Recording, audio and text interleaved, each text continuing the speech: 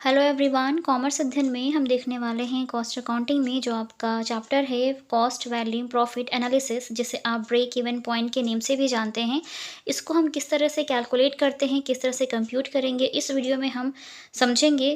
3 methods इसके लिए given हैं। उन मेथड्स को, जो भी थ्योरी पोर्शन है उसको हम डिस्कस करेंगे कि क्या चीज़ें हैं कैसे, ताकि थोड़ा सा आसानी हो जाए समझना। और फिर हम ईजीली जो भी आपका ये चैप्टर है उससे रिलेटेड ब्रेक इवन पॉइंट को फाइंड आउट कर पाएंगे और बाकी सारी चीज़ों को भी हम इजीली फाइंड आउट कर सकेंगे। ठीक है, तो स्टार्ट करते हैं इस वीडियो को और देखते हैं कि क्या चीज़ें हैं और कैसे हैं। तो बने रहिएगा वीडियो के साथ एंड तक, ताकि आपको हर एक पॉइंट अच्छे से समझ में आ जाए क्लियरली। चलिए देखिए, यहाँ पर जो पॉइंट्स गिवन हैं वो है आपका there are 3 methods and computation of break even point. First है equation method, second contribution and third is graphic. Most जो इम्पॉर्टेंट है आपका ये इक्वेशन और ये कंट्रीब्यूशन मेथड इम्पॉर्टेंट है, जिसके थ्रू आप फाइंड आउट करते हैं ब्रेक इवन पॉइंट को। तो पहले हम इसको समझ लेते हैं क्या चीज़ें हैं। इक्वेशन, जैसे कि आप सभी जानते हैं कि मैथ्स की कुछ इक्वेशंस होती है, हम जिसको सॉल्व करते हैं, इधर से उधर चीज़ों को हम करते हैं। ठीक है, तो इस तरीके से हमारा आंसर कोई भी आ जाता है। इस वीडियो में भी वैसे ही होगा। तो चलिए इसको डिस्कस कर लेते हैं।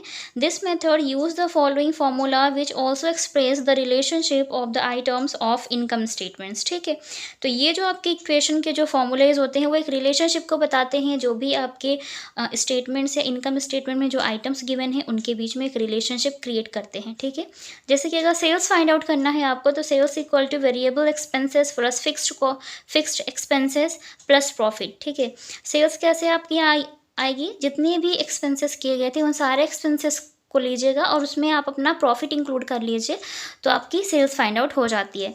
जैसे कि होता नहीं कि कोई भी, जैसे ये पेंसिल है, इस पेंसिल को बनाने के लिए आप पैसे खर्च करते हैं, जिसे आप कॉस्ट बोलते हैं सिंपली, है ना। तो कुछ पैसे इसके जो भी एक्सपेंसेस होंगे जो आपने खर्च किए हैं पैसे इसके ऊपर, तो उसमें से कुछ क्या होते हैं, वेरिएबल एक्सपेंसेस होते हैं जो कि चेंज होते रहते हैं, और फिक्स्ड एक्सपेंसेस होते हैं जो कि पक्के तो होने ही होने हैं, मीन्स फिक्स्ड होते हैं, स्थायी होते हैं, जिसको करना ही पड़ता है। ठीक है, अब आप इसको जब मार्केट में बेचने जाएंगे तो इसमें आप अपना प्रॉफिट भी इंक्लूड करेंगे कुछ रुपए, तो वो प्रॉफिट आप ऐड कर लीजिए, तो आपकी इसकी सेल्स प्राइस आ जाएगी कि हाँ इतने रुपए का ये है, इतना एक्सपेंसेस हुआ था और मेरा इतना प्रॉफिट इसमें इंक्लूड हुआ, और फिर मैं इसको इतने पे सेल करूँगी। ठीक है, तो ये इस तरीके से ये चीज़ें हो जाती है। तो हम इस तरीके से ही फाइंड आउट करते हैं सेल्स को। Okay, and this simple equation may be adopted to any break even और प्रॉफिट एस्टिमेटेड सिचुएशन। ठीक है, तो ज़्यादातर ये जो मेथड अडॉप्ट किया जाता है इस तरह की सिचुएशन के लिए, ब्रेक इवन पॉइंट को फाइंड आउट करने के लिए हम करते हैं। For example, selling price is ₹10 per unit and variable cost is ₹6 per unit and fixed cost ₹5,000. Cost that means कि जो एक्सपेंसेस की हैं आपने, जो लागत आई है उस पर, तो वेरिएबल कॉस्ट है ₹6, जिसे आप वेरिएबल एक्सपेंसेस भी बोल सकते हैं, और fixed cost means fixed expenses है ₹5,000. And assuming that X is the number of units to be sold to break even, the values in the above formula can be substituted as. ठीक है, तो जैसे कि अब यहाँ पर आपने क्या किया है कि जो भी आपके नंबर ऑफ आइटम्स है या नंबर ऑफ यूनिट्स हैं किसी भी प्रोडक्ट की, उसको आपने x अज्यूम कर लिया है। ठीक है, तो अगर आपकी जो सेल्स है वो इन्होंने कहा है कि 10 पर यूनिट है, तो आपने 10x मान लिया। फिर वेरिएबल कितना है, ₹6 पर यूनिट थी, तो 6x आपने अज्यूम कर लिया, और फिक्स्ड कॉस्ट आपकी ₹5,000 है। ठीक है बच्चे, तो जब आप इसी इक्वेशन को सॉल्व करते हैं ना बच्चे, तो ये जो आपका है ये जो चीज़ें हैं, जब आप इसको इधर से इधर लेकर आते हैं, ठीक है, जैसे 10x है, फिर 5,000 है आपको, तो ये आपस में ये क्या हो जाएगा, ये माइनस हो जाएगा। ये प्लस में था ना, तो ये इधर आएगा, तो 10x माइनस हो जाएगा कितना, 6। जैसे कि ये है आपका 10x। ठीक है, अब ये जो ये है इधर आ जाएगा 6x, और ये 5,000 फिर ये इधर आ जाता है। ठीक है बच्चे, ये आपस में माइनस हो जाता है। इसके आगे करेंगे 5,000 को तो आप यहीं पे रख लीजिए, फिर इक्वल 10x माइनस 6x किया, तो ये हो जाएगा कितना बच्चे, 4x। ठीक है, अब ये हो गया 4x। ये x की वैल्यू फाइंड आउट करने, तो x इक्वल टू कितना हो जाएगा, ये 5,000 इधर आ जाएगा, आपस में मल्टीप्लाई का साइन हो रहा है, तो इधर आएगा, तो ये डिवाइड हो जाएगा 4 से। तो जो वहाँ पे हमने सॉल्व किया ना, 10x माइनस 6x, ठीक है, इक्वल टू 5,000, फिर 4x इक्वल टू 5,000, तो ये इस तरीके से सॉल्व हो गया 1250, जैसे कि उधर बताया था आपको। तो आप इसको इधर से इधर भी कर सकते हैं कि 5,000 इक्वल टू, फिर 10x माइनस 6x कर सकते हैं, फिर 4x हो जाना है, देन 5,000 को आप इससे से डिवाइड करेंगे तो हो जाएगा। ठीक है, इसी तरीके से इसको सॉल्व किया जाता है। चलिए देखते हैं, नेक्स्ट देखते हैं जो भी आपका कॉन्ट्रीब्यूशन मेथड है उसको। कंट्रीब्यूशन मेथड को हम देख लेते हैं, क्या चीज़ें हैं कंट्रीब्यूशन मेथड में। This method is very important and useful method for the calculation of break even point and its application.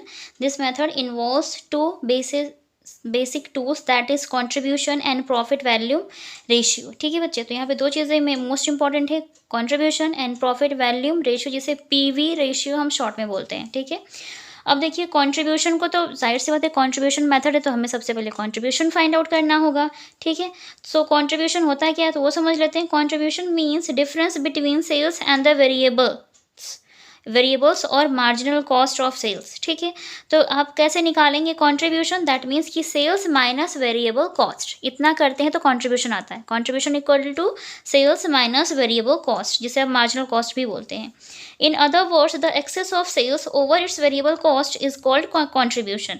इनके कहने का मतलब है कि जो सेल्स होती है, excess of sales over its variable cost, तो जितनी सेल्स का अमाउंट, जितना भी सेल्स का अमाउंट वेरिएबल कॉस्ट से ज़्यादा होगा, तो जितना ज़्यादा है वो कंट्रीब्यूशन हो जाएगा।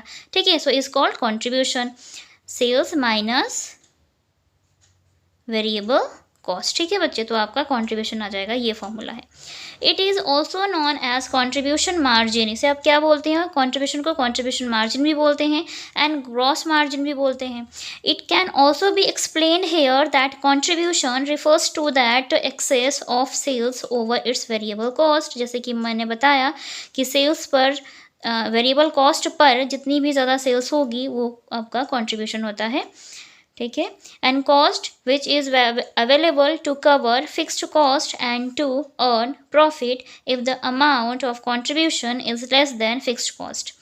ठीक है, तो ज़्यादातर अगर जो आपका कंट्रीब्यूशन है वो फिक्स्ड कॉस्ट से कम है, ठीक है, is less than fixed cost, it will be a position of loss, तो वो क्या शो करेगा, लॉस की पोजीशन को शो करेगा, लॉस की पोजीशन को बताएगा टू द फर्म।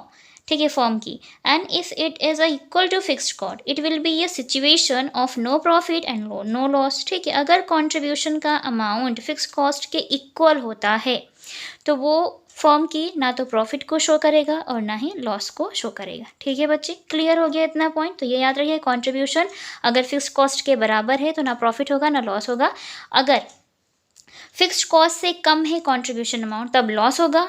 ठीक है, और अगर कंट्रीब्यूशन अमाउंट फिक्स कॉस्ट से ज़्यादा है तो प्रॉफिट होगा, सिंपल सा। ठीक है, ये सारी चीज़ें याद रखिएगा, छोटी छोटी सी बातें हैं।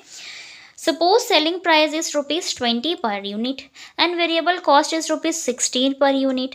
Then contribution will be 20 minus 16 means sales minus variable cost करेंगे, ₹4 per unit contribution आ जाना है। ठीक है, similarly if total sales of a firm is ₹50,000 and total variable cost is ₹30,000, then contribution will be 50,000 minus 30,000 equal to 20,000. So 20,000 is your contribution amount. ठीक है बच्चे, sales minus variable cost कर रहे हैं, पर यूनिट दी होगी तो हम per unit में से पर यूनिट को माइनस करेंगे। अगर पूरा अमाउंट दिया है तो याद रखिएगा, सेल्स अगर अमाउंट्स में है तो वेरिएबल कॉस्ट भी अमाउंट में होनी चाहिए और आप उसको माइनस करेंगे, जो भी डिफरेंस अमाउंट आएगा वो कंट्रीब्यूशन कहलाएगा। क्लियर बच्चे, अब इसके लिए कुछ यहाँ पे पॉइंट दिया गया है तो वो भी देख लेते हैं। The concept of contribution is very useful from the view managerial decisions and it can help the management in the following calculation. जो भी कंट्रीब्यूशन आप फाइंड आउट करते हैं वो जो एक कॉन्सेप्ट है ना बहुत ज़्यादा यूजफुल है, जब भी कोई मैनेजमेंट को डिसीजन लेने होता है ना तो वहाँ पर बहुत हेल्प होती है। ठीक है, so first point is determination of break even point. तो कंट्रीब्यूशन अगर अच्छे से फाइंड आउट हो गया है तो जो फर्म है या मैनेजमेंट डिपार्टमेंट है उनको ब्रेक इवन पॉइंट डिटरमिन करने में ईजी होगा। डिटर्मिनेशन ऑफ सेलिंग प्राइस को डिसाइड करना आसान हो जाना है। मेक और बाय डिसीजंस, किसी भी डिसीजन को आसानी से कर पाएंगे। Selection of best option among various alternatives of products. ठीक है, कई सारे प्रोडक्ट्स होते हैं तो उनके अल्टरनेटिव्स होते हैं तो वो सेलेक्ट कर पाएंगे कि किस अल्टरनेटिव प्रोडक्ट्स को रखना है या नहीं रखना है। ठीक है, optimum product mix for maximising profit, वो किन प्रोडक्ट्स को ज़्यादा से ज़्यादा अनुकूलित मात्रा में रखें कि ज़्यादा से ज़्यादा वो प्रॉफिट अर्न कर सके। ठीक है बच्चे, the amount of contribution can be computed as follows. So total contribution का यहाँ पे 3 फॉर्मूलेस गिवन है बच्चा, और ये तीनों बहुत इंपॉर्टेंट होता है क्योंकि क्वेश्चन में जो आइटम जिस तरीके से गिवन है उसी के बेसिस पे आपको कॉन्ट्रीब्यूशन फाइंड आउट करना होगा। So first is contribution equal to sales minus variable cost, जिसको शॉर्ट में बोलते हो। कॉन्ट्रीब्यूशन को आप प्रेजेंट करेंगे सी से, सेल्स को एस से और वेरिएबल कॉस्ट को कॉस्ट को V से। So contribution equal to sales minus variable cost. Then एक और है contribution equal to fixed cost plus profit, और अगर लॉस गिवन है तो फिक्स्ड कॉस्ट में लॉस माइनस हो जाएगा, तभी भी आपका कंट्रीब्यूशन आ जाना है, ठीक है। Third is contribution equal to sales into PV ratio. PV ratio that means profit value ratio जो होता है, ठीक है, ये चीज़ हो गई। पर यूनिट, ये तो टोटल ये अमाउंट्स के अकॉर्डिंग था, यहाँ पे यूनिट के अकॉर्डिंग कहा है। पर यूनिट कंट्रीब्यूशन अगर चीज़ें यूनिट्स में गिवन है, सेल्स यूनिट में दी है, वेरिएबल कॉस्ट यूनिट पे दी है, तो आप ये वाला यूज़ करिएगा। Contribution per unit equal to sales per unit minus variable cost per unit. तो ये जो मेथड था आपका, ये रिलेटेड था कंट्रीब्यूशन मेथड से। और यहाँ पर अब एक क्वेश्चन नीचे गिवन है जिसे आप आसानी से कर सकते हैं अगर आपके पास बुक है तो। यहाँ पे कुछ पॉइंट्स गिवन है। The term marginal cost can be used as a substitute of variable cost. तो मैंने बताया था ये सब्स्टिट्यूट होता है एक दूसरे का, मार्जिनल कॉस्ट और variable cost. If per unit contribution and total contribution both are available, it is easier to as per unit contribution. हाँ, अगर चीज़ें पर यूनिट में गिवन हैं तो आसानी हो जाती है कंट्रीब्यूशन को यूनिट में फाइंड आउट करना, ठीक है बच्चे, इतना क्लियर हो गया होगा। तो यहाँ पर कुछ जो क्वेश्चन दिए हैं आप वो कर सकते हैं। ये इलस्ट्रेशन मतलब ये जो उदाहरण होते हैं ना, एग्जाम्पल्स सॉल्यूशंस, वो दिए हुए हैं इसमें, तो आप इसको देख करके समझ सकते हैं। आगे हम इसके अब क्वेश्चंस करेंगे, जो भी क्वेश्चंस आगे गिवन हैं, किस तरह से हम ब्रेक इवन पॉइंट को फाइंड आउट करते हैं, फिक्स कॉस्ट कैसे फाइंड आउट की जाती है, ठीक है, पीवी रेशियो को हम कैसे कैलकुलेट करते हैं, कॉन्ट्रीब्यूशन का आपने फॉर्मूला देख ही लिया। तो मेन जो इंपॉर्टेंट यहाँ पे फॉर्मूला है, एक पहला वाला था जो मेथड था आपका इक्वेशन मेथड, जो कि बहुत कम आता है, कभी कभी पूछा जाता है, ठीक है। जैसे कुछ मिसिंग फ्रीक्वेंसी है तब आपको वहाँ पर इक्वेशन यूज़ करना होगा, ठीक है। और अगर मिसिंग फ्रीक्वेंसी दैट मीन्स कि कोई भी पॉइंट या आइटम मिसिंग है तो वहाँ पर इक्वेशन मेथड को हमें यूज़ करना होता है, एक्स अज्यूम करके, इस तरीके से जैसे आपने मैथमेटिक्स में पढ़ा है वैसे, ठीक है। कंट्रीब्यूशन मेथड में सबसे पहले हम कंट्रीब्यूशन को फाइंड आउट करेंगे और उसके बेसिस पे क्वेश्चन को सॉल्व करेंगे, ठीक है बच्चे। तो इंपॉर्टेंट जो है ये दोनों ही है, इक्वेशन और कंट्रीब्यूशन। जो लास्ट वाला था ग्राफिक वाला, उसको हम बाद में देखेंगे उसको कैसे करना है। तो इस वीडियो में इतना ही। इसके अब हम क्वेश्चन को डिस्कस करेंगे, ब्रेक इवन पॉइंट को हम कैसे कंप्यूट करते हैं, कैसे कैलकुलेशन किया जाता है, और साथ में ब्रेक इवन पॉइंट के साथ साथ बाकी सारी चीज़ों को हम कैसे फाइंड आउट करते हैं वो भी देखेंगे। तो आज की वीडियो में इतना ही, मिलते हैं नेक्स्ट वीडियो में, तब तक के लिए take care and thank you so much for watching this video.